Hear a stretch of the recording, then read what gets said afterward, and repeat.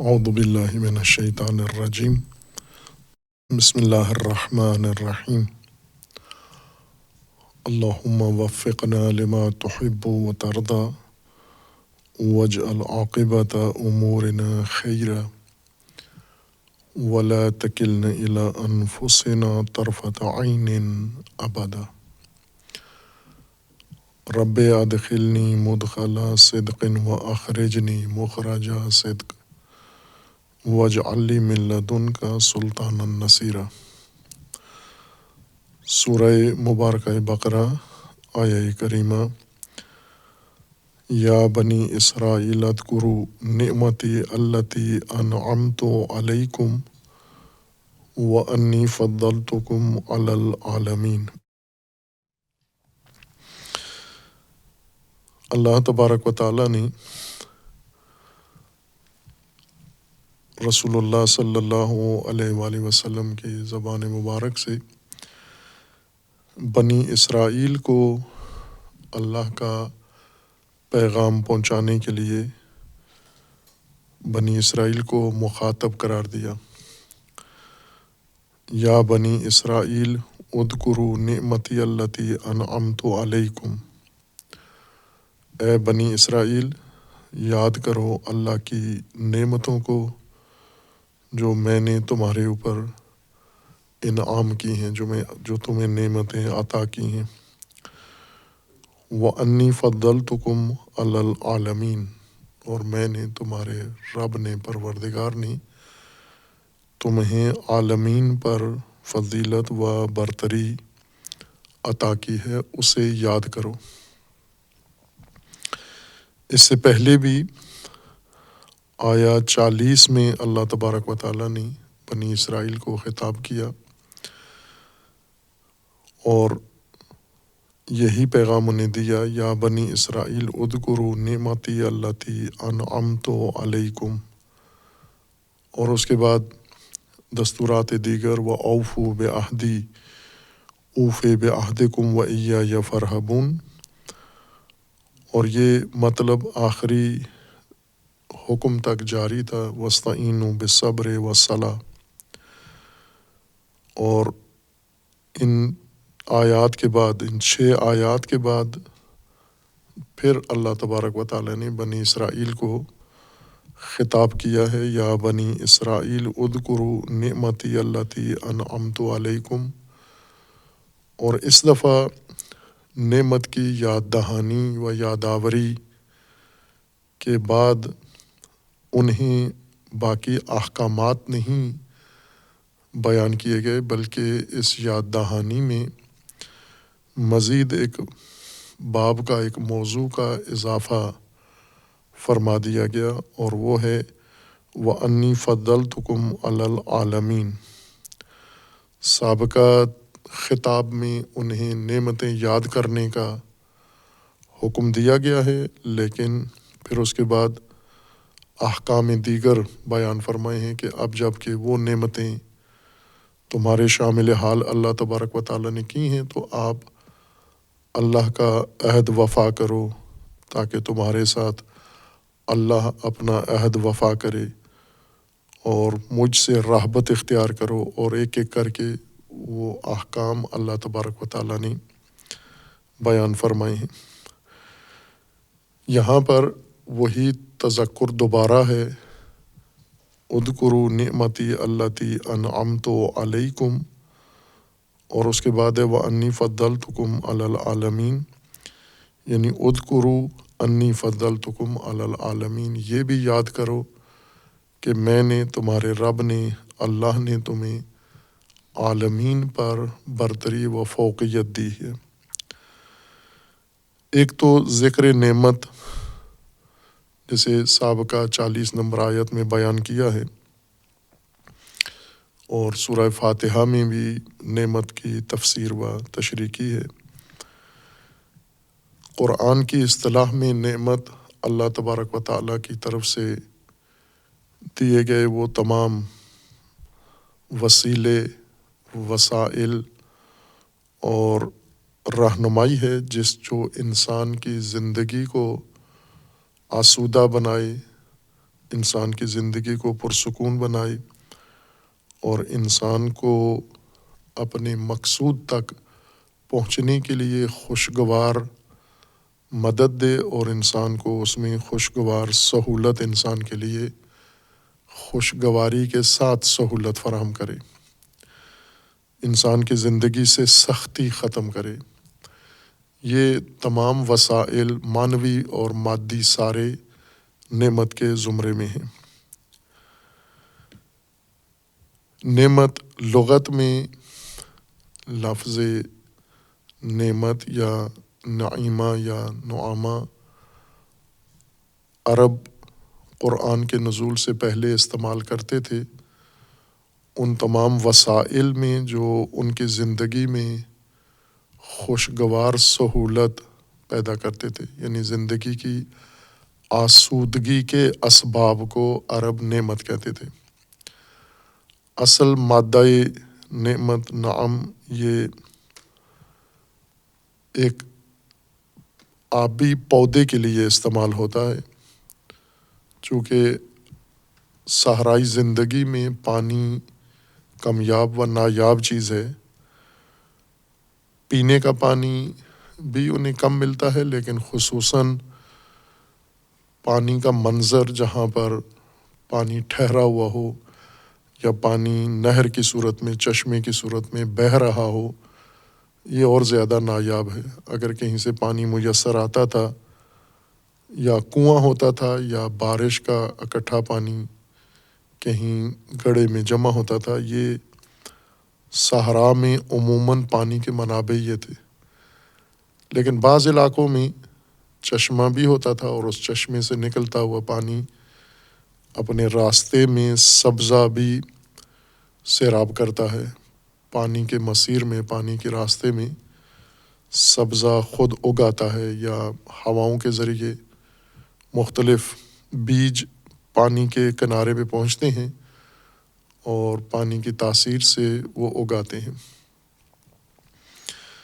اور بعض پودے ایسے ہیں جو پانی کے کنارے اگتے ہیں، سبز ہوتے ہیں، لیکن ان کی جڑیں خشکی میں ہوتی ہیں اور وہ خشکی اتنی مقدار میں رطوبت پانی سے حاصل کر لیتی ہے پانی کے کنارے جتنی پودوں کو، درختوں کو ضرورت ہوتی ہے۔ لیکن کچھ پودے، کچھ بیج ایسے ہیں اپنی نوعیت کے لحاظ سے جو اگتے ہی پانی میں ہیں، ان کو آبی پودے کہتے ہیں۔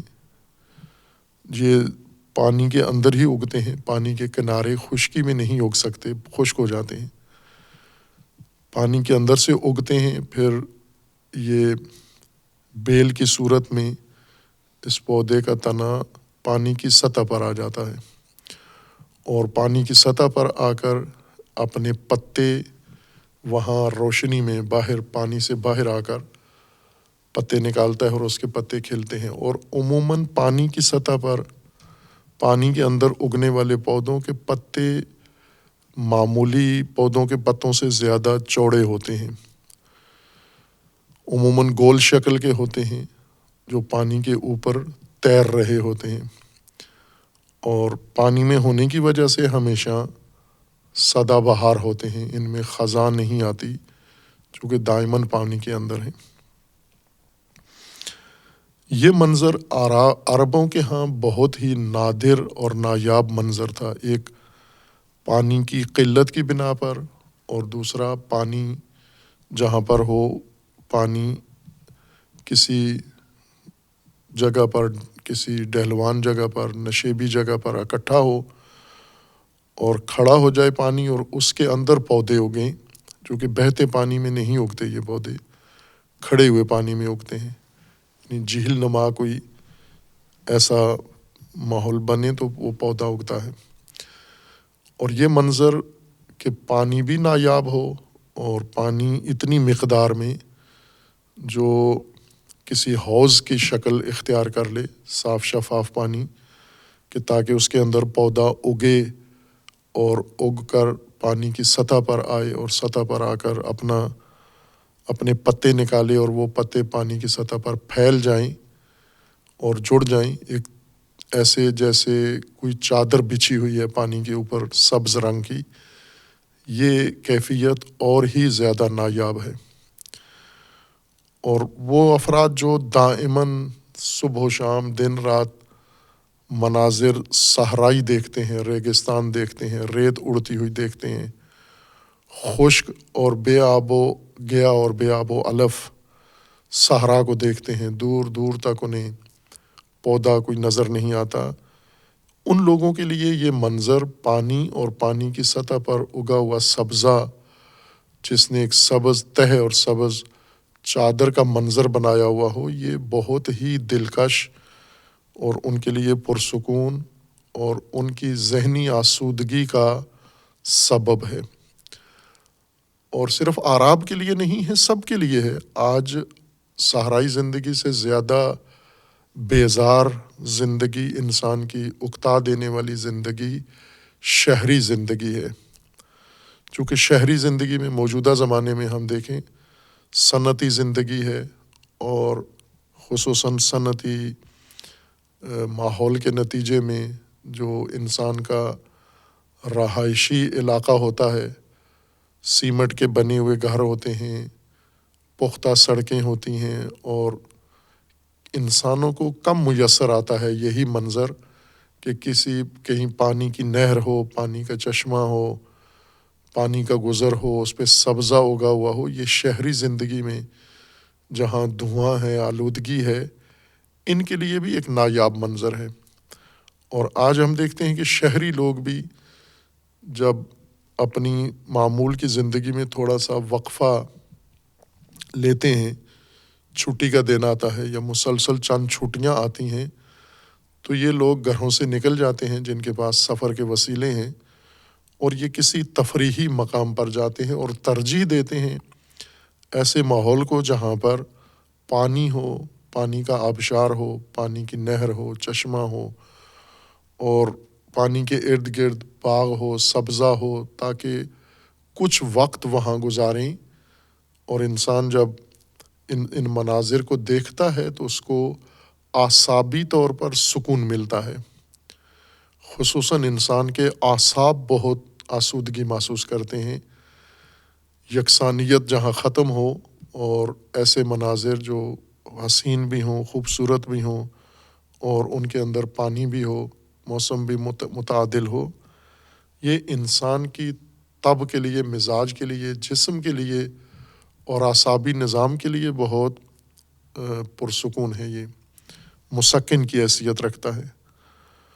بلکہ بعض لوگ جو زیادہ ذہنی کوفت کا شکار ہوتے ہیں، ذہنی اضطراب جن کو زیادہ ہوتا ہے، اعصابی تناؤ جن میں زیادہ آتا ہے، انہیں تو طبیب بھی یہ مشورہ دیتے ہیں کہ یہ ایسی جگہوں پہ وقتاً فوقتاً وقت گزاریں اور یکسانیت سے نکلیں، تاکہ یکسانیت نے جو اکتاہٹ اور بیزاری انسان کے مزاج میں پیدا کی ہے، اور جس کے نتیجے میں انسان کے جسم پر اس کے بہت منفی اثرات پڑتے ہیں۔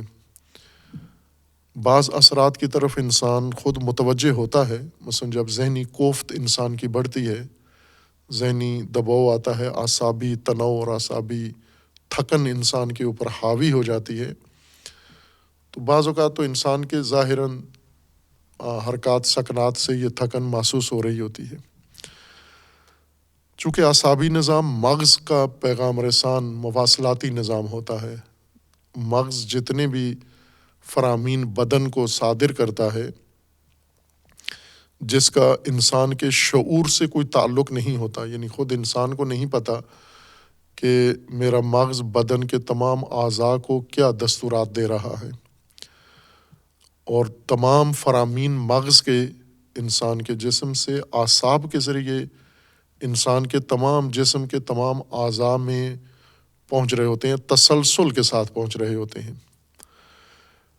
ان کی طرف ہم توجہ نہیں رکھتے، ہم وہ احساسات محسوس کرتے ہیں یا توجہ ہوتی ہے جن کا انسان کے شعور سے تعلق ہے، یعنی وہ جسمانی کیفیت، وہ درد، وہ کرب، وہ کوفت، وہ تھکن، وہ الجھن، وہ اضطراب جو ہمارے شعور تک آ جائے، اس کو ہم محسوس کر لیتے ہیں۔ لیکن جو ہمارے شعور میں نہ آئے اور مغز کے اندر وہ اضطراب پیدا ہو جائے اور پھر اعصاب میں وہ منتقل ہو جائے اور اعصاب کے ذریعے وہ انسان کے جسم کے مختلف اعضاء تک پہنچ جائے، وہ دباؤ، وہ تھکن ہم نہیں محسوس کرتے روزمرہ زندگی میں۔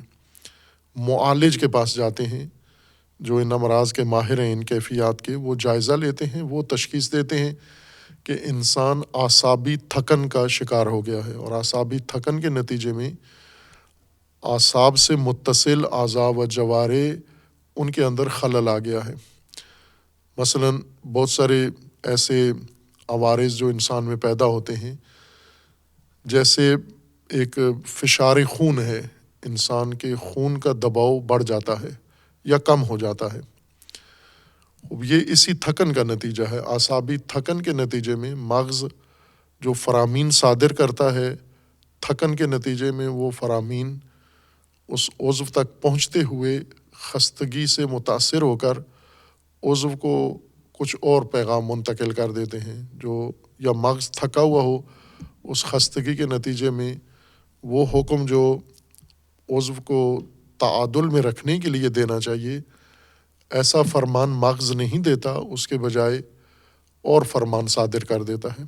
یعنی یوں جیسے انسان نے مواصلاتی نظام بہت پیچیدہ بنا لیا ہے، ابھی تک مغز اور اعصاب کے مکمل نظام کی کاپی انسان نہیں کر سکا باوجود اتنی ترقی کے، لیکن بہت کچھ انسان نے بھی بنا لیا ہے۔ جیسے الیکٹرانک مواصلاتی نظام انسان نے بنایا ہے، مختلف شعاؤں کے ذریعے، لہروں کے ذریعے سے انسان یہ پیغام رسانی کرتا ہے۔ اگر کسی خلل کے نتیجے میں یہ جو لہریں ہیں، صوتی لہریں یا الیکٹرانک لہریں، یہ مشکل کا شکار ہو جائیں، آپس میں گڑبڑ ہو جاتی ہیں، یہ اختلاط کا شکار ہو جاتی ہیں، اور اس کے نتیجے میں جو پیغام دینا چاہتے ہو آگے پہنچتا کچھ اور ہے۔ مثلا جیسے انسان کے الیکٹرانک مشینوں کے اندر کبھی وائرس آ جاتا ہے، وائرس وہی الیکٹرانک فرمان ہی کا نام ہوتا ہے دوسرا، جو خرابی کرتا ہے اس نظام کے اندر، اسی طرح کی کیفیت انسان کے ہاں بھی پیدا ہوتی ہے۔ یکسانیت انسان کو تھکا دیتی ہے، اعصابی تھکن کا باعث بنتی ہے، لہٰذا اس میں تنوع ضروری ہوتا ہے۔ خب آج بھی شہری زندگی گزارنے والوں کو یہ یکسانیت ختم کر کے وقفے کرنے پڑتے ہیں، اور کسی ایسی جگہ جاتے ہیں جہاں پر اعصاب کو سکون محسوس ہو، انسانی مغز کو اور اعصابی نظام کو سکون محسوس ہو۔ بعض کام ہم کرتے ہیں، جیسے رات کو سو جاتے ہیں تو اس سے ہمارے جسم میں سکون آتا ہے، لیکن اور حصوں کو سکون ملتا ہے، سونے سے اعصاب کی تھکن دور نہیں ہوتی۔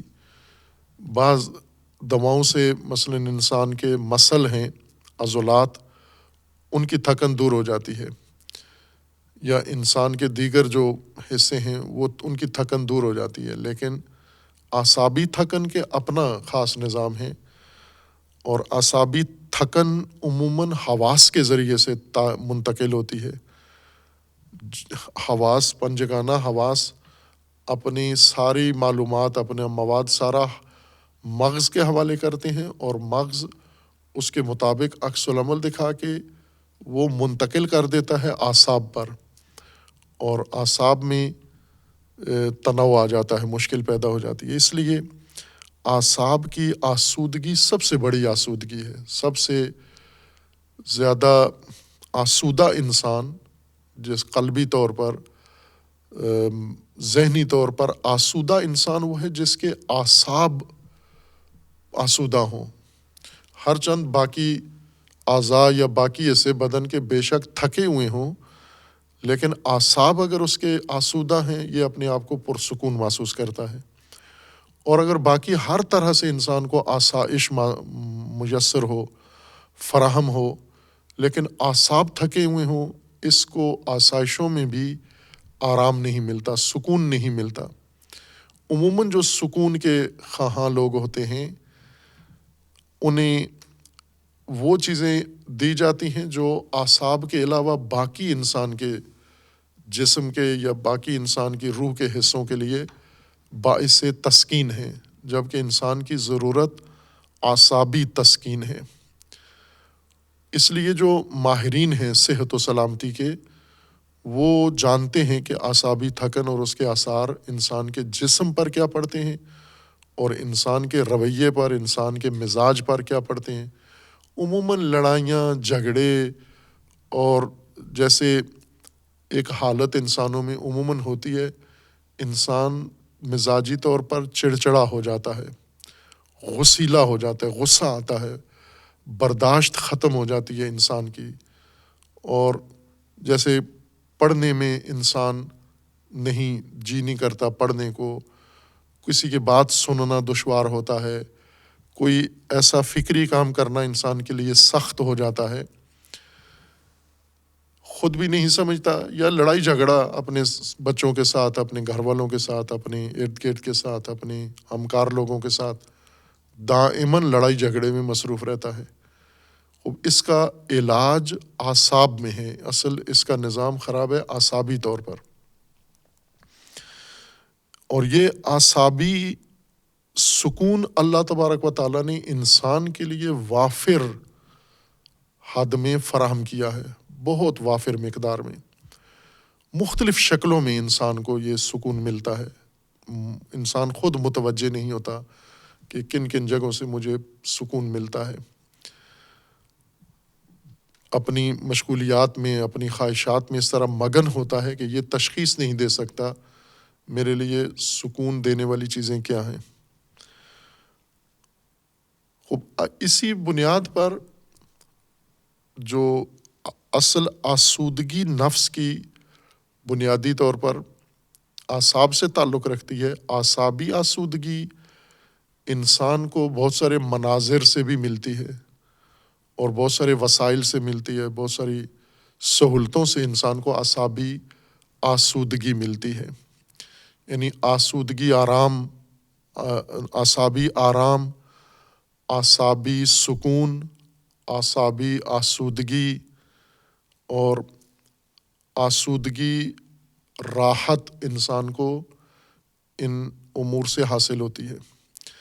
یہی آسودگی جو انسان کو دے، آسودگی انسان کے باطن کی، نفس کی، روح کی، اس کو نعمہ کہتے ہیں، اور جو چیز یہ آسودگی انسان کو فراہم کرتی ہے، یہ آسائش، یہ آرام، یہ راحت انسان کی زندگی میں فراہم کرے، لغت میں اس کو نعیمہ یا نائم کہتے ہیں۔ جیسا پہلے باس میں گزرا ہے، خاشے کے مقابلے میں خاشے کا مطلب لغت میں ہوتا ہے مرجھایا ہوا، تھکا ہوا، یعنی جو پجمردہ ہو گیا ہو، جیسے پھول ہے مرجھا گیا ہو، پودا ہے مرجھا گیا ہو، اور جیسے کھجور کے درخت ہیں جب یہ مرجھا جاتے ہیں، پجمردہ ہو جاتے ہیں، خشک ہو جاتے ہیں، جھک جاتے ہیں، ان کی شاخیں جو کھڑی ہوتی ہیں ان کے سر کے اوپر، وہ شاخیں ساری کمزور ہو کر جھک جاتی ہیں، نیچے زمین کی طرف لٹک جاتی ہیں۔ اس کمزوری کے نتیجے میں جھکاؤ کو خشوع کہتے ہیں۔ خاشعہ یعنی خشک زمین، ارض خاشعہ جیسے قرآن نے بھی استعمال کیا ہے، یا اسی طرح ہر وہ چیز جو تھکی ہوئی ہو، یا جیسے قیامت کا منظر قرآن نے سورہ غاشیہ میں بیان فرمایا ہے کہ ایسے وجوہ، ایسے چہرے ہوں گے تھکے ہوئے اور بجھے ہوئے، پجمردہ چہرے، اور خاشعہ ان کے لیے خاشعۃ ناصبہ، یعنی تھکے ہوئے، بجھے ہوئے، جھکے ہوئے، مرجھائے ہوئے چہرے ہوں گے۔ اور یہاں جو خشوع ہے، خاشعین ہے، خشوع کا مطلب ہے یعنی انسان جھکا ہوا ہو۔ کیوں جھکا ہوا ہو؟ ادراک کی وجہ سے، معرفت کی وجہ سے۔ وہاں پودوں میں لغتاً خشوع کمزوری کی وجہ سے ہوتا ہے، لیکن قرآن کی اصطلاح میں انسان کے اندر خشوع انسان کی شخصیت کی وجہ سے ہوتا ہے، ادراک کی وجہ سے ہوتا ہے، معرفت کی وجہ سے ہوتا ہے۔ انسان اس وقت جھکتا ہے جب اسے حقائق کا زیادہ علم ہو جاتا ہے، آگاہی بڑھ جاتی ہے، اور خصوصاً اللہ تبارک و تعالیٰ کا قرب حاصل ہوتا ہے اور اللہ کی معرفت ہوتی ہے، اپنی عبدیت و بندگی کا اس میں احساس پیدا ہوتا ہے، اس حقیقت کو سمجھ جاتا ہے کہ میں عبد ہوں، اور اپنے رب کی عظمت کو جب انسان دیکھتا ہے تو یہ چیز انسان کا وہی حال کر دیتی ہے جو خشک درخت کے پتوں کا ہوتا ہے، یعنی جھک جاتے ہیں پجمردہ، اور اس کے مقابلے میں ہوتا ہے نائمہ۔ نائمہ یعنی کھلا ہوا، ہرا، تر و تازہ و شاداب حالت کو نائمہ کہتے ہیں۔ سورہ غاشیہ میں قرآن کریم نے یہ دونوں لفظ تقابل کے ساتھ استعمال کی ہیں، جیسے سورہ بقرہ میں ہیں۔ وہاں پر قرآن نے ان کا لغوی معنی بھی ساتھ ذکر کیا ہے، یعنی لغوی معنی میں دونوں کو استعمال کیا ہے، چونکہ قیامت کا منظر ہے، اور اس میں سورہ غاشیہ میں اللہ تبارک و تعالیٰ کا فرمان ہے حل آتا کا حدیث الغاشیہ، بسم اللہ الرحمن الرحیم، حل آتا کا حدیث الغاشیہ، کیا آپ تک بات غاشیہ کی یعنی چھا جانے والی حقیقت کی بات پہنچی ہے آپ تک قیامت؟ وجوہ یومئذ خاشعۃ عاملۃ ناصبۃ، وجوہ اس دن چہرے، کچھ چہرے کیا ہوں گے؟ خاشعہ ہوں گے، عاملہ ہوں گے، اور ناصبہ ہوں گے۔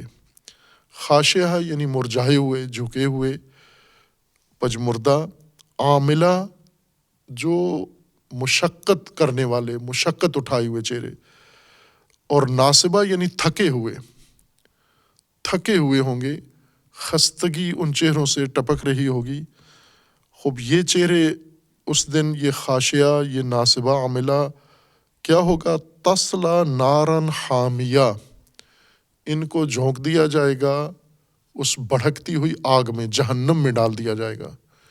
یہ چہرے جو قیامت کے دن خاشعۃ عاملۃ ناصبہ ہوں گے، تھکے ہوئے ہوں گے، ان کو تسقا من عین آنیہ، ان کو ابلتے ہوئے گرم چشمے سے پلایا جائے گا، پانی سیراب کیا جائے گا۔ لیس لہم طعام الا من ضریع، کانٹوں اور جھاڑیوں سے ان کو کھانا دیا جائے گا، اور وہ کھانا لا یسمن ولا یغنی من جوع، اور وہ کھانا ان کا نہ پیاس بجھائے گا اور نہ ان کی بھوک مٹائے گا۔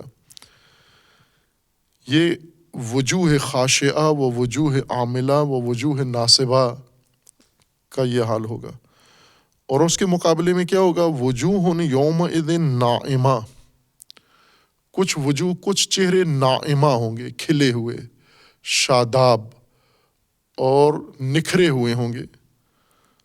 لسعیہا راضیہ، یہ اپنی سعی پر راضی ہوں گے، فی جنت عالیہ، یہ اس جنت عالیہ میں ہوں گے، لا تسمع فیہا لاغیہ، کوئی لغو بات ان تک نہیں پہنچے گی، سنیں گے نہیں، بہت ہی پاکیزہ ماحول میں ہوں گے۔ فیہا عین جاریہ فیہا سرر مرفوعہ و اقواب موضوعہ و نمارق مصفوفہ و زرابی مبثوثہ افلا ینظرون الی الابل کیف خلقت، یعنی یہ آیات تقابل کر رہی ہیں خاشعہ و نائمہ کا۔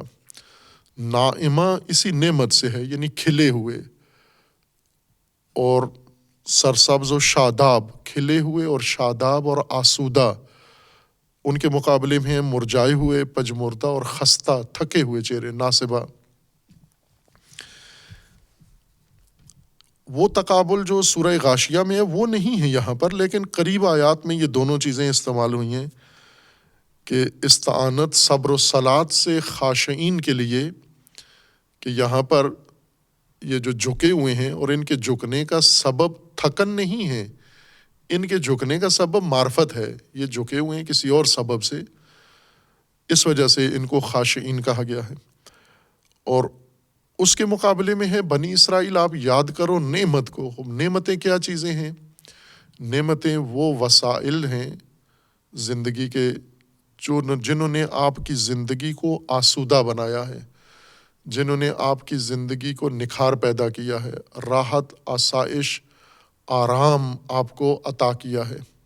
سہولت زندگی کی جو آپ کے لیے فراہم کی ہے وہ وسائل نعمت ہے، اور ساتھ نعمت میں یہ بھی خصوصیت ہے کہ وہ نمایاں ہو، ابری ہوئی چیز، اونچی چیز، اس کو بھی عرب ناعمہ کہتے ہیں۔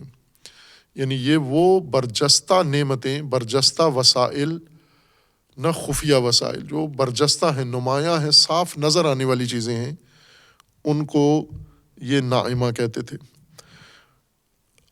قرآن کریم کی اصطلاح نعمت کے بارے میں، چونکہ یہ قرآن کے بنیادی معارف میں سے ہے، اصولوں میں سے ہے اصطلاح نعمت، اور اس کے مقابلے میں بہت ساری چیزیں قرآن نے متعدد آیات میں استعمال کی ہیں،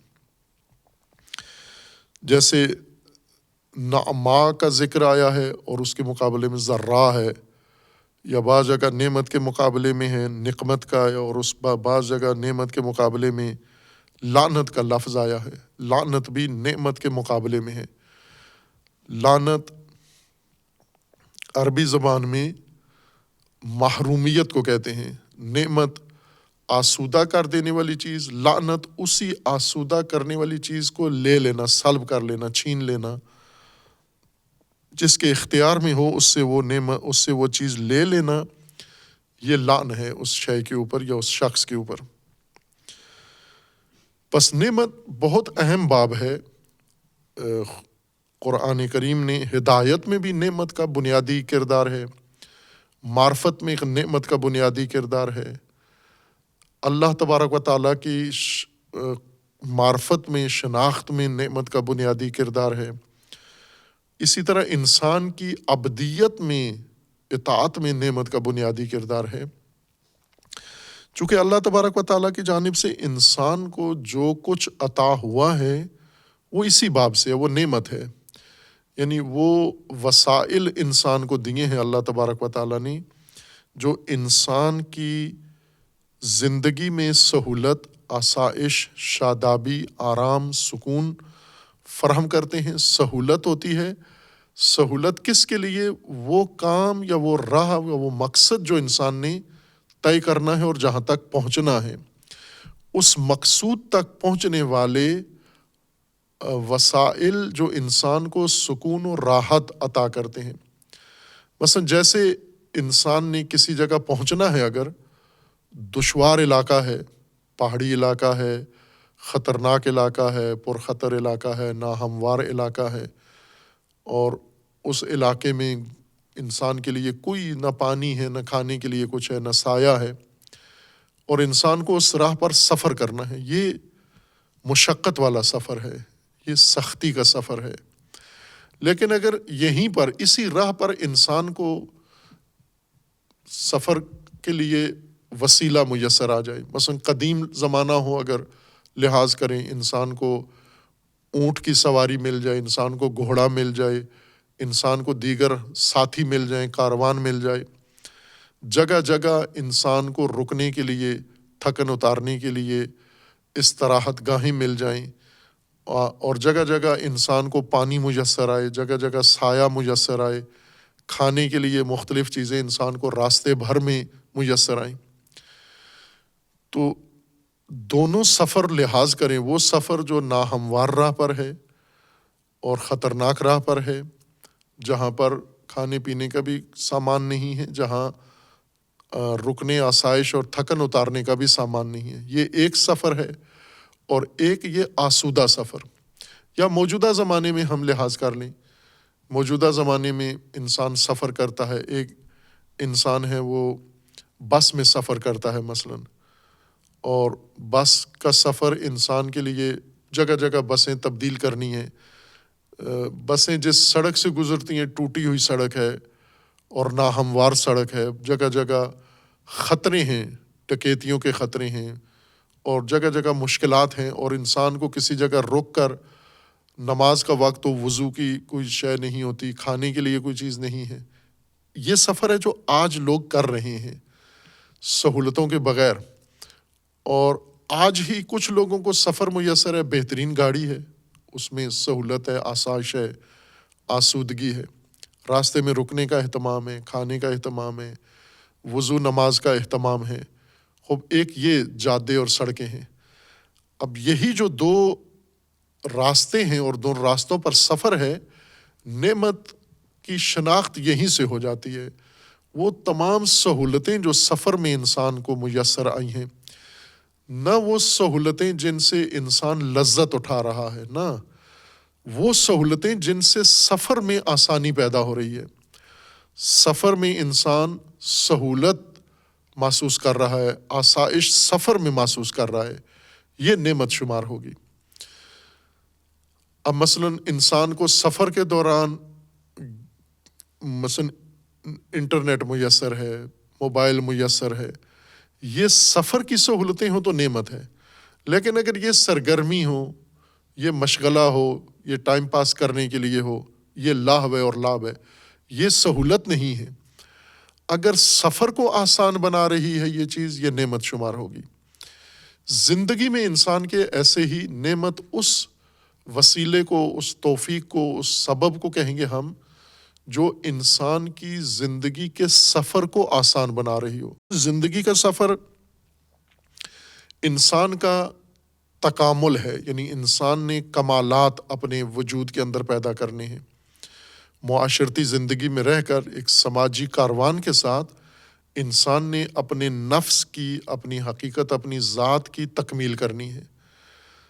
یہ تکمیل جن وسائل سے انسان کو سہولت فراہم کرے، اس تکمیل میں وہ نعمتیں ہیں ساری، اور جو اس زندگی میں انسان کو بہت آرام دہ چیزیں میسر ہیں، لیکن وقت ضائع کرنے کے لیے، فقط لذتیں اٹھانے کے لیے، یہ نعمتیں نہیں ہیں، یہ لاہو ہے اور یہ لعب ہے۔ لہٰذا بہت سارے لوگ جن کے پاس وسائل بہت کثیر ہیں، یہ وسائل زندگی نہیں ہیں، وسائل لعب ہیں، وسائل لاہو ہیں، اور وسائل لذت ہیں، وسائل جرم ہیں، وسائل تسکین ہوا و ہوس ہیں۔ یہ نعمتوں کے زمرے میں یہ چیزیں نہیں آتی۔ نعمتوں کے زمرے میں وہ چیز آتی ہے جو انسان کی زندگی کے مقصد خلقت کے سفر کو انسان کے لیے آسودہ بنا دے، راحت بنا دے، ہموار کر دے، اور اس میں آسائش انسان کو فراہم کرے۔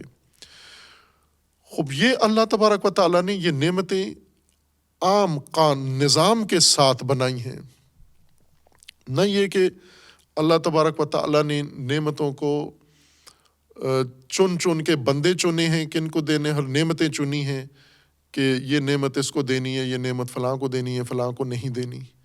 جیسے پہلے بارہا کہا ہے کہ اللہ تبارک و تعالیٰ کا خلقت کا جو نظام ہے یہ بھی ایک نظام کی صورت میں ہے، ربوبیت ایک نظام کی صورت میں ہے، نعمتوں کا دینا ایک نظام کی صورت میں ہے، اور نعمتوں کا لینا، سلب کرنا، چھیننا، نعمتوں سے محروم کرنا بھی ایک نظام کی صورت میں ہے۔ وہ نظام اللہ تبارک و تعالیٰ نے فراہم کر دیا، بنا دیا ہے، اور اس کے بعد مخلوق کو، انسان کو نظام کے سپرد کر دیا ہے۔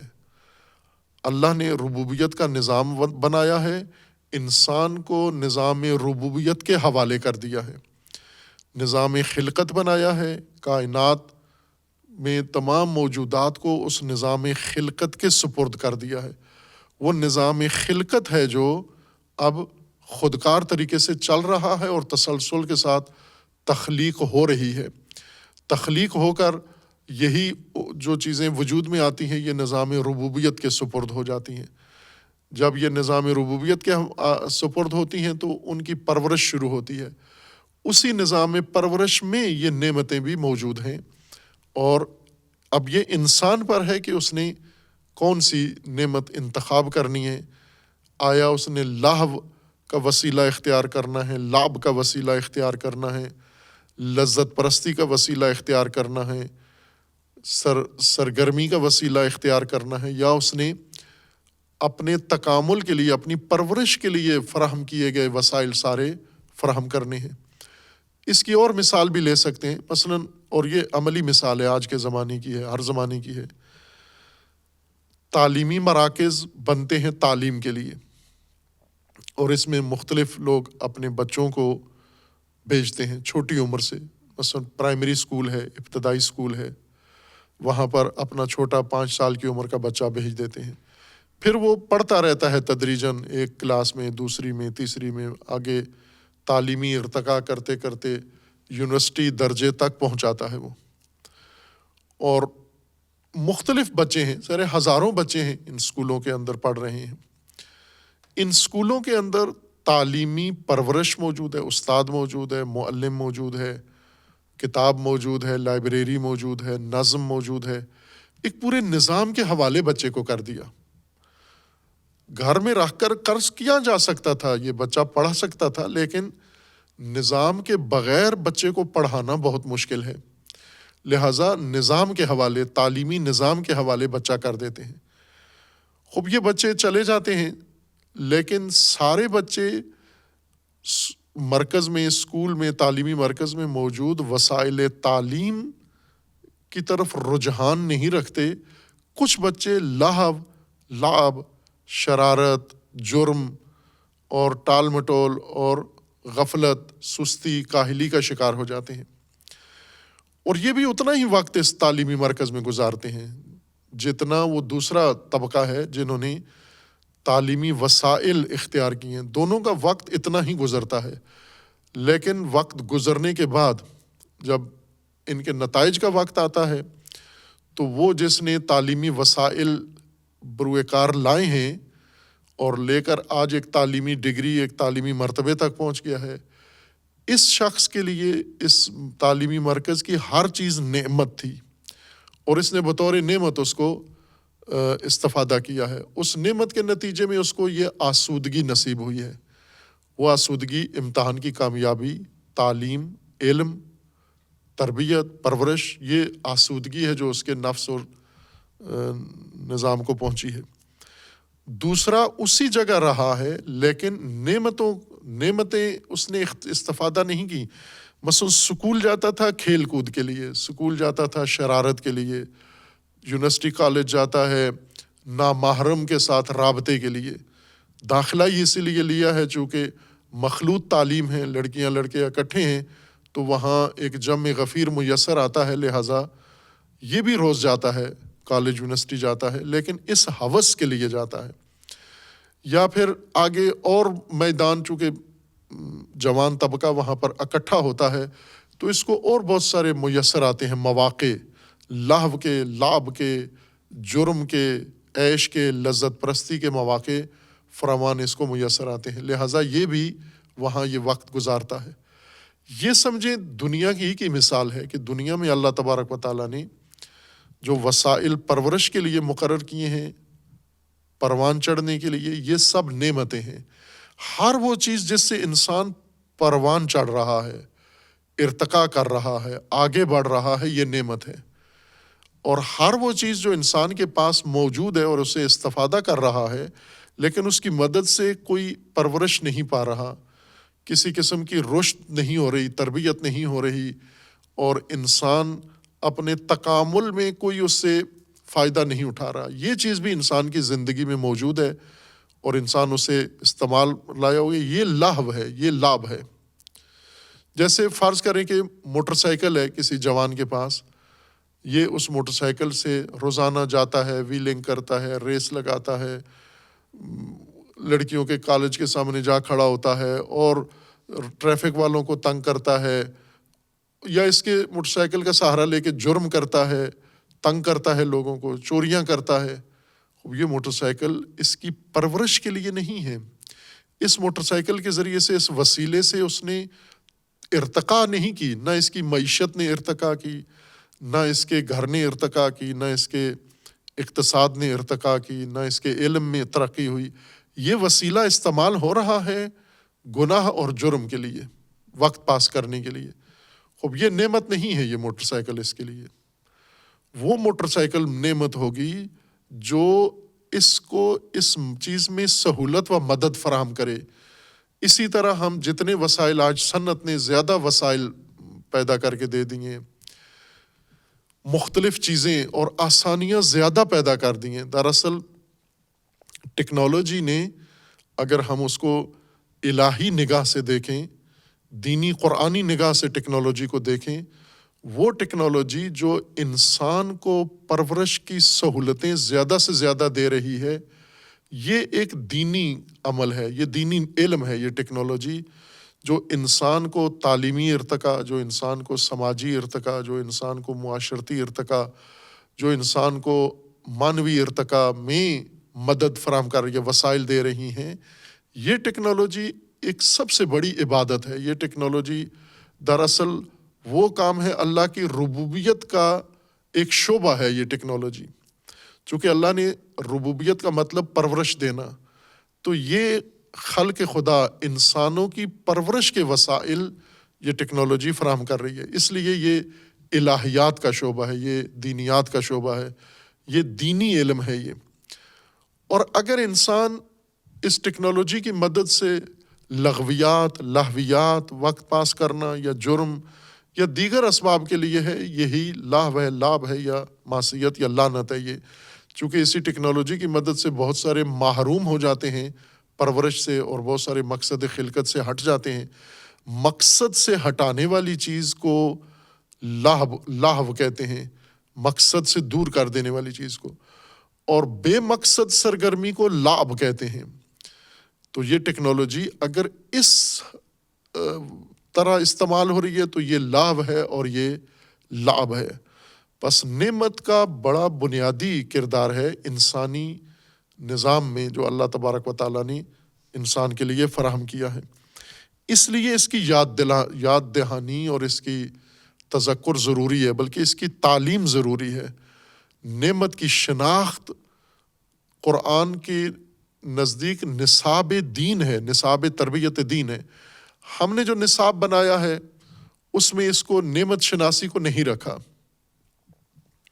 کسی جگہ بھی شناخت نعمت اور شناخت نعمت کے اصول، شناخت نعمت کے قواعد، شناخت نعمت کے ضوابط، یہ کہیں بھی کسی نے تدوین بھی نہیں کیے.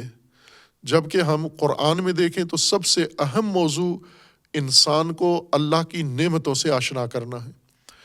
اور دوسرا، انبیاء کرام علیہ السلام کی تعلیمات کا زیادہ حصہ، بڑا حصہ مختص ہے نعمتوں کی شناخت کا. اور اہل البیت علیہ السلام کی تعلیمات اور مختلف شکلوں میں ہیں، خواہ وہ ان کے دروس کی شکل میں ہوں جو انہوں نے دین سکھاتے ہوئے اپنے شاگردوں کو سکھائے ہیں، یا وہ اللہ تبارک و تعالیٰ کی بارگاہ میں مناجات اور دعا کی صورت میں ہوں، اظہار عبدیت و بندگی کی صورت میں ہوں. سب سے زیادہ غالب موضوع تعلیمات دین میں نعمت کی پہچان ہے. اتنا مواد کسی اور موضوع کے بارے میں نہیں ہے جتنا نعمت کے بارے میں قرآن میں اور نصوص دینیہ میں ہے. اور پھر سب سے بڑا منبع جو اللہ تبارک و تعالیٰ نے انسان کو دیا ہے وہ عقل ہے. ہم ٹیکنالوجی کو ہی دیکھ لیں، ٹیکنالوجی نعمت سازی بھی ہے اور نعمت شناسی بھی ہے، لیکن انہوں نے کوئی چیز ان آیات اور روایات سے ٹیکنالوجی نے نہیں استفادہ کیا، عقل سے استفادہ کیا ہے، عقل کا سہارا لیا ہے اور عقل سے رہنمائی لی ہے. تو عقل انسان کو ٹیکنالوجی میں معراج کرا سکتی ہے، تو انسان کو عقل آئیڈیالوجی میں بھی معراج کرا سکتی ہے. آئیڈیالوجی میں انسان پیچھے رہ گیا، ٹیکنالوجی میں بہت آگے نکل گیا. وجہ یہ ہے کہ دونوں کا منبع عقل تھا، لیکن ایک جگہ پر عقل کو ایک طبقے نے، ایک علماء نے استعمال کیا عقل کو، دوسروں نے اس کی مذمت کر دی کہ دین کی شناخت میں اور اسلام کی شناخت میں، مذہب کے اندر عقل کا کوئی کام نہیں ہے. اور ٹیکنالوجی کے جنہوں نے میدان اختیار کیا انہوں نے کہا کہ یہ کام ہی سارا عقل کا ہے، عقل سے ہی یہ راستے سارے راز کھلیں گے، یہ بھید جو اللہ نے بنائے ہیں، اسرار، یہ سارے عقل نے کشف کیے ہیں. یہ انہوں نے ظاہر ہے اس نصاب سے حاصل نہیں کیے. نصاب دیکھ لیں دونوں کا کتنا مختلف ہے. یعنی اس میں وہ عنوان نہیں دیتے نعمت کا، وہ اس کو عنوان دوسرا دے دیتے ہیں.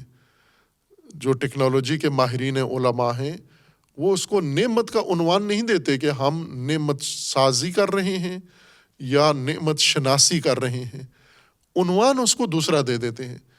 لیکن جو لوگ اپنے نصاب کو الہیات کا عنوان دیتے ہیں، درجہ دیتے ہیں، اس نصاب میں یہ اہم مضمون غائب ہے، نعمت کی شناخت۔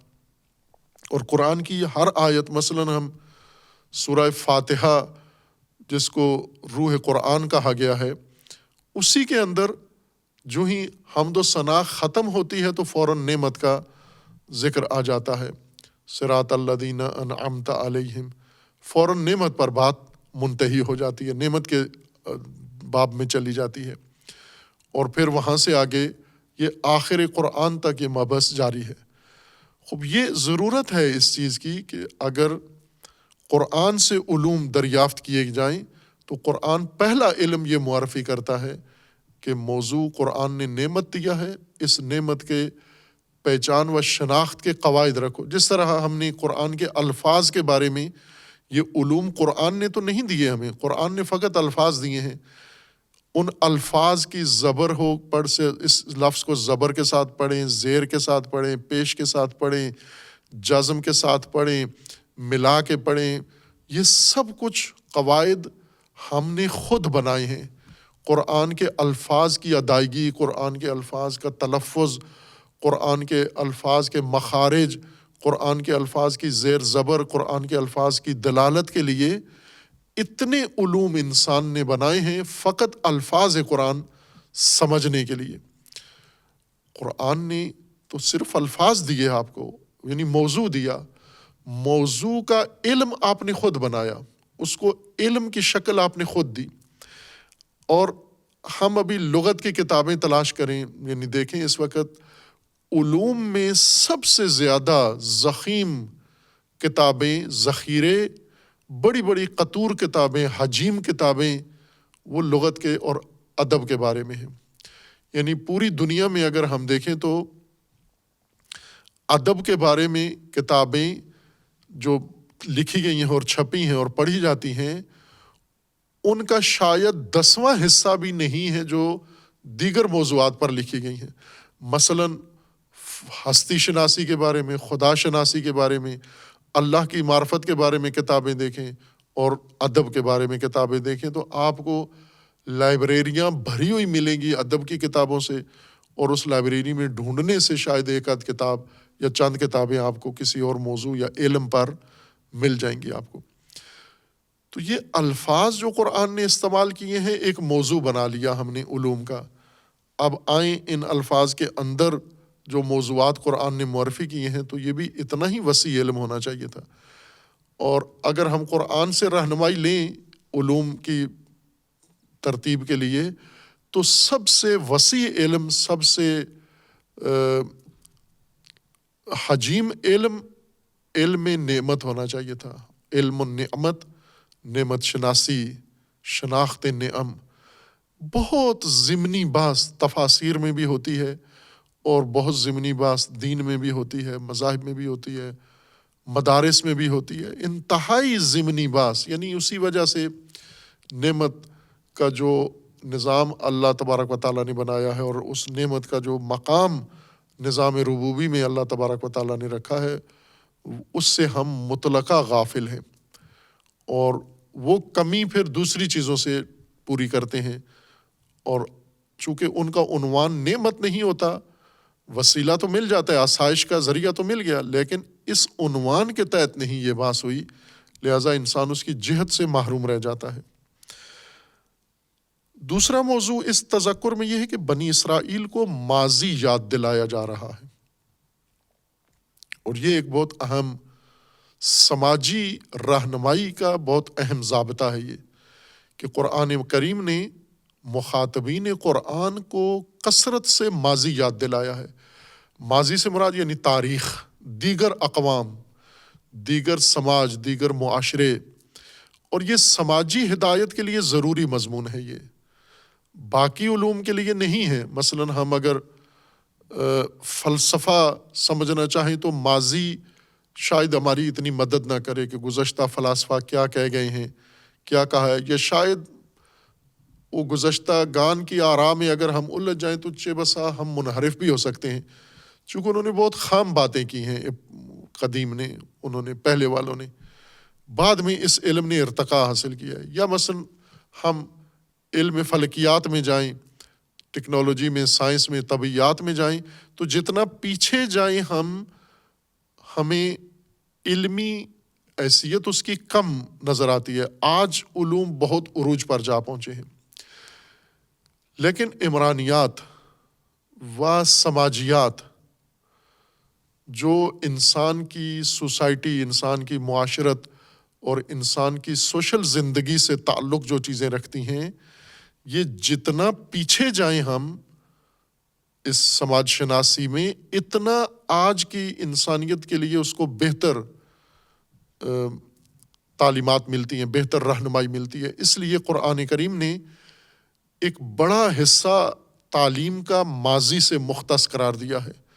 سابقہ اقوام کے قصص ہیں، شخصیات کے قصص ہیں، انبیاء کے قصص ہیں، حتیٰ منفی کردار فرعون و نمرود جیسے کردار بھی قرآن نے محفوظ رکھے ہیں، چونکہ ماضی ہے یہ، یا قوم نوح ہے، قوم لوط ہے، ان کے رویے قرآن نے محفوظ کیے ہیں، چونکہ یہ ایک ماضی ہے، یہ ایک تاریخ ہے یہ۔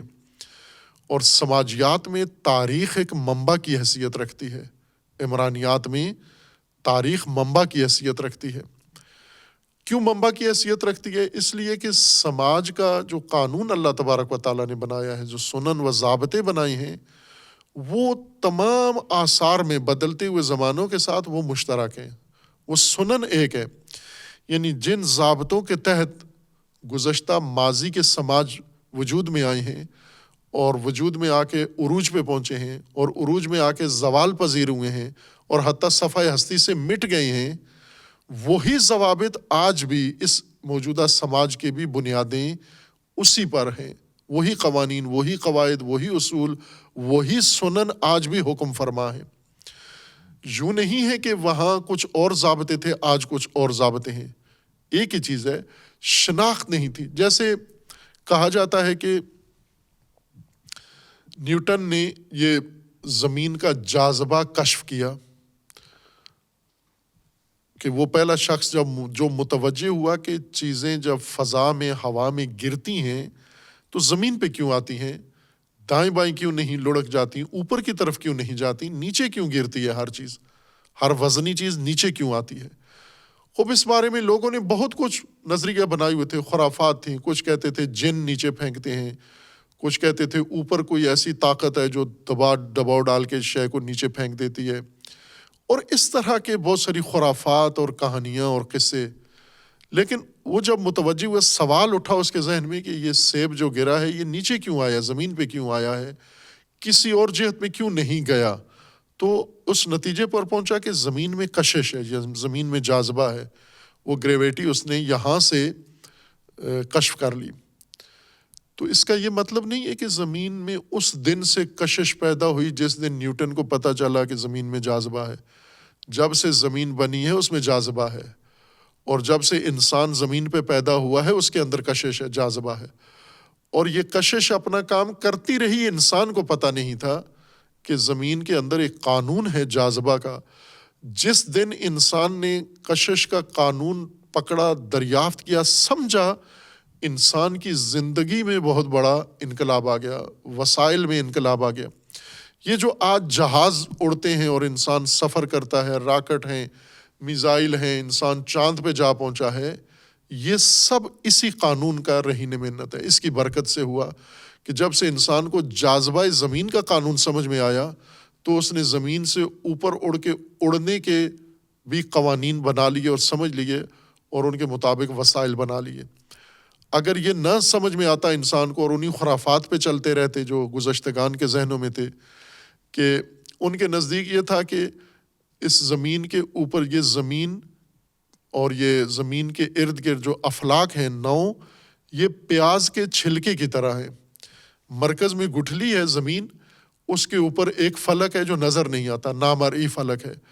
اس فلک کے اوپر اس چھلکے کے اوپر ایک اور چھلکا ہے، اس چھلکے کے اوپر ایک اور چھلکا ہے، اور کرتے کرتے یہ 9 چھلکے زمین کے اوپر ہیں، اور یہ صاف و شفاف ہیں۔ ان میں بعض میں ستارے ہیں، بعض میں سیارے ہیں، اور بعض میں مختلف چیزیں ہیں۔ اس قسم کا خرافہ لوگوں نے بنایا ہوا تھا کہ زمین مرکز ہے، افلاک زمین کے گرد چکر لگا رہے ہیں، یا ستارے اور سیارے زمین کے گرد گھومتے ہیں۔ یہ خرافہ تھا. اس خرافہ کے ساتھ زندگی گزار رہے تھے، بچے پیدا کر رہے تھے، کھا پی رہے تھے، لڑائیاں جھگڑے ہو رہے تھے، قوم قبیلے بنائے ہوئے تھے، لیکن جہاز نہیں بنا سکے اور راکٹ نہیں بنا سکے. کوئی چیز وسیلہ زندگی کی آسودگی کا نہیں بنا سکے. کیوں؟ کہ بنیاد سے ہی غلط تھا کہ زمین مرکز ہے. زمین کی مرکزیت نے ان کو محروم کیا ہر چیز سے. لیکن جس دن انہیں پتہ چلا زمین مرکز نہیں ہے، مرکز کوئی اور ہے اور زمین اس کی کشش میں ہے اور خود زمین کے اندر کشش ہے اور یہ منظومہ ہے اور اس کے گرد نظام ہے، وہاں سے انسان کو راستے کھل گئے. یہی کام سماجیات میں بھی ضروری ہے. سماجیات میں بھی اسی طرح کا ضابطہ اور قانون موجود ہے، اور وہ قانون و ضابطہ اگر انسان سمجھ لے، کشف کر لے، دریافت کر لے، تو سماجیات میں بھی اتنی ہی ترقی کرے گا جتنا اس نے سائنس میں یا طبیعیات میں ترقی کی ہے. ایک قانون جاذبہ کشف ہونے کے ناطے اگر ایک سنت الہی، یہ سنت الہی ہے جاذبہ زمین، یہ سنت سائنسدانوں نے کشف کر لی، نیوٹن نے کشف کر لی. اب شہرت نیوٹن کے نام ہو گئی بقول حافظ کے کہ وہ جو پہاڑ تھا شیرین فرہاد کے قصے میں، وہ عشق نے وہ بے ستون را عشق کند شہرتش فرہاد برد. بے ستون وہ پہاڑ جو کھودا گیا تھا وہ فرہاد کے نام ہو گیا کہ فرہاد نے یہ پہاڑ کھودا ہے. حافظ شیرازی کہتے ہیں کہ فرہاد نے نہیں کھودا، یہ عشق نے یہ کام کیا تھا. بے ستون را عشق کند شہرتش فرہاد برد. خوب ایسے ہوتا ہے، کام کوئی کرتا ہے، شہرت کسی اور کی ہو جاتی ہے. اب یہ تاریخ میں ہے کہ نیوٹن سے پہلے یہ بات کشف شدہ تھی، لیکن ان کی کوئی سنتا نہیں تھا. نیوٹن کی سن لی. نیوٹن کو یہ خوش قسمتی تھی کہ جب اسے یہ بات پتہ چلی تو اس نے منوا لیا اپنی بات لوگوں سے. دوسروں کو پتہ چلی، وہ پٹ گئے بیچارے بات کر کے.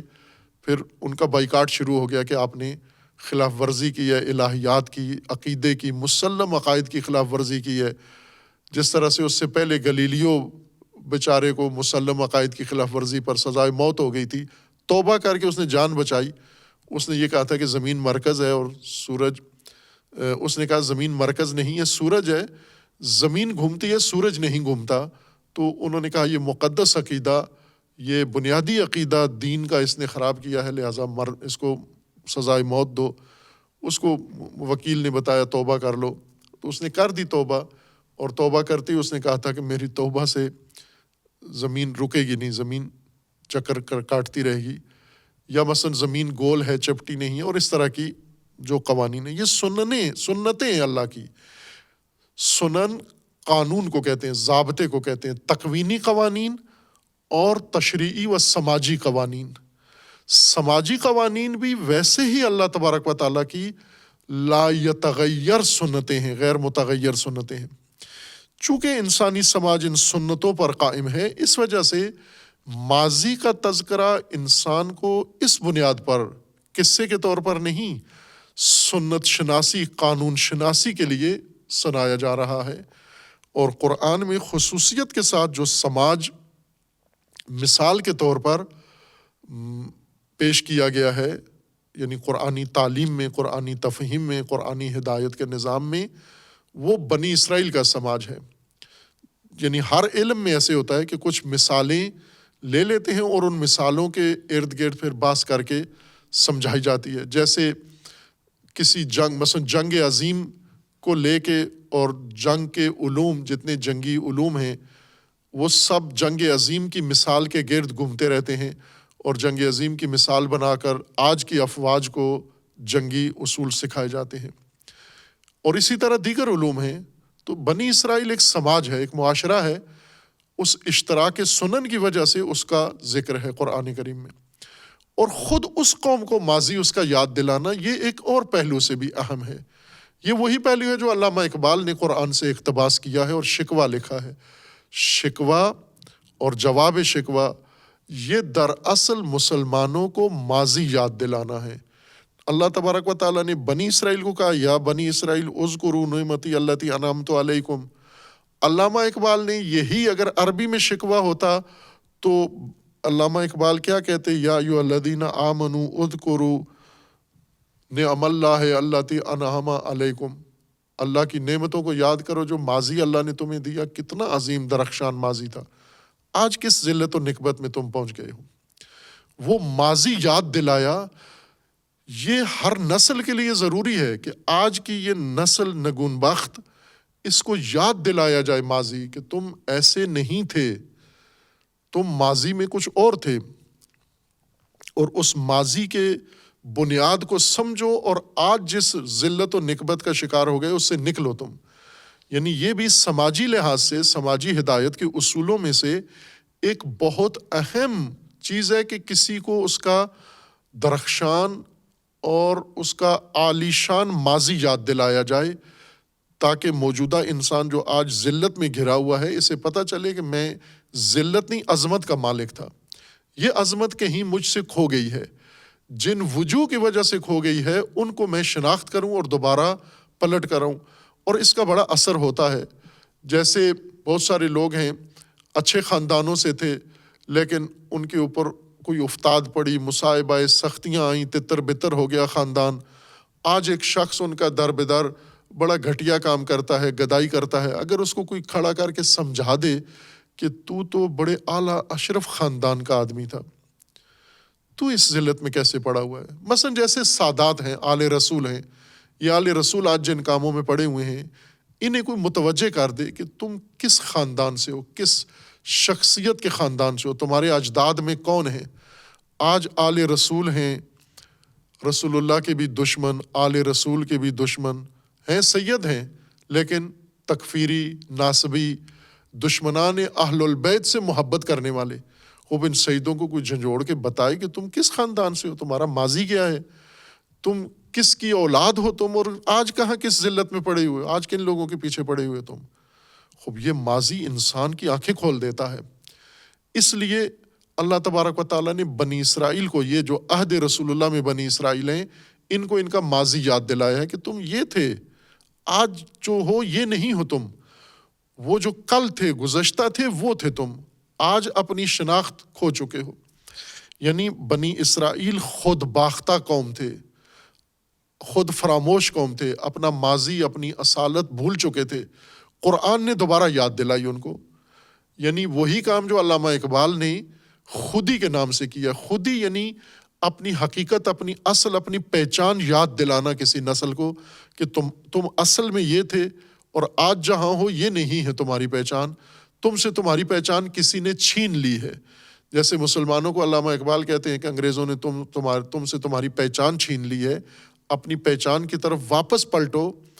اللہ تبارک و تعالیٰ نے قرآن کریم میں بنی اسرائیل کو کہا ہے کہ یہ جو آج تم کر رہے ہو، یعنی ہیر پھیر کرنے والے، مکر و مکار اور دین فروش اور ہیلہ باز، یہ نہیں تھے تم تو بہت عظمت کے مالک ہے، تم اولاد انبیاء تھے، تم سلسلہ انبیاء تھے، تم وحی کے اہل کتاب تھے، تم یہ سب کچھ یاد دلایا اس نسل کو جھنجھوڑنے کے لیے، اس نسل کو بیدار کرنے کے لیے۔ در حقیقت یہ بنی اسرائیل کو دوبارہ مبعوث کرنے کے لیے، بنی اسرائیل کو دوبارہ راہ خدا میں لانے کے لیے یہ ماضی ان کو یاد دلایا جا رہا ہے۔ اور پھر قرآن میں متعدد آیات ہیں اس تذکر کی، بنی اسرائیل کو ہی۔ اور اسی طرح چونکہ اس وقت مسلمانوں کی اس تعلیم کا یا نظام کا آغاز تھا، مسلمانوں کا حال تھا، زمانہ حال، اور بنی اسرائیل کا ماضی تھا۔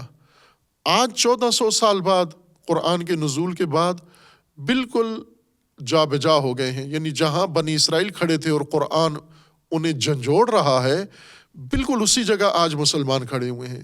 یعنی آج بھی قرآن مسلمانوں کو جھنجھوڑ رہا ہے کہ تم تو یہ نہیں تھے، تم کچھ اور تھے، تمہاری شناخت کچھ اور ہے، تمہاری پہچان کچھ اور ہے، تمہارا ماضی کچھ اور ہے، تمہاری تاریخ کچھ اور ہے، تمہارا ہدف مقصد کچھ اور تھا، آج اس ذلت و نکبت میں تم کیسے پڑ گئے؟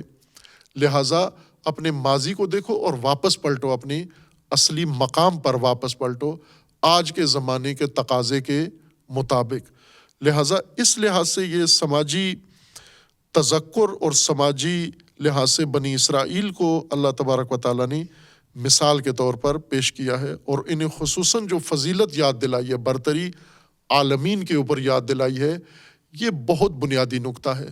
جیسے یہ برتری مسلمانوں نے عالمین پر حاصل کی ہے، بنی اسرائیل سے زیادہ اچھی حاصل کی ہے مسلمانوں نے عالمین پر برتری، اور آج کے موجودہ صورتحال میں دیکھیں اور مسلمانوں کی ذلت، نکبت، رسوائی و خواری کو دیکھیں اور وہ سابقہ برتری مسلمانوں کی دیکھیں، تو آج یہ سب کچھ مسلمانوں کے بارے میں ضروری ہے کہ ان کو پتہ چلے کہ آج جو کچھ تم غلامی، محکومی، شیطانی طاقتوں کے سامنے ہو، تم تھے نہیں، تمہاری پہچان یہ نہیں تھی۔ یا بنی اسرائیل اذکروا نعمتی التی انعمت علیکم وانی فضلتکم علی العالمین، وہ تھے تم اور یاد کرو اس کو، اس برتری کو، اور پھر فرمایا کہ واتقوا یوما لا تجزی نفس عن نفس شیئا۔ اب لہجہ قرآن کا تبدیل ہو رہا ہے کہ پہلے ان کو دستورات دہرائے کہ یہ احکام تھے تمہاری کتابوں میں، اب قرآن میں، اب یہ رسول تمہیں یہ نصیحتیں کر رہے ہیں، ان پر عمل کرو، جو آیا 40 سے شروع ہوتی ہیں آیا 46 تک۔ دوبارہ پھر ان کو یاد دلایا کہ وہ برتری یاد کرو، اور اس برتری کا اندازہ لگاؤ کہ کیوں ختم کیسے ہوئی۔ اب قرآن نے ایک موازنے کے ساتھ بحث شروع کی ہے کہ یہ تمہاری برتری کے اسباب تھے، اور اس برتری سے تمہارے گرنے اور زوال کے بھی ساتھ ساتھ اب جتنی آیات آگے قصہ چل رہا ہے اس میں دونوں پہلو قرآن ایک ساتھ لے کے جا رہا ہے کہ ہم نے یہ کیا، تم نے یہ کیا، ہم نے یہ دیا، تم نے اس کو ضائع کیا، ہم نے تمہارے لیے یہ قدم اٹھایا، تم نے اس کا جواب اس طرح سے دیا۔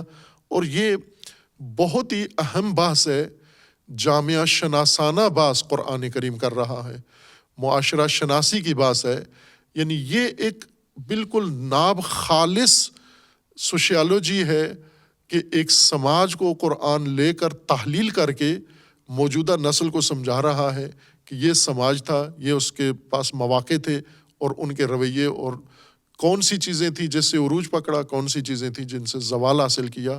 یہ بہت اہم باب ہے، اسے بعد میں بیان کریں گے۔ صلی اللہ علیہ محمد۔